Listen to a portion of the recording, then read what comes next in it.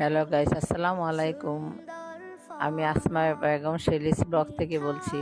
এটা আমার পেজের প্রথম ব্লগ। আপনারা সবাই লাইক, কমেন্ট, শেয়ার দিয়ে পাশে থাকবেন। তোমার মেহেরবানি খোদা, তোমার মেহেরবানি। এই সুন্দর ফুল সুন্দর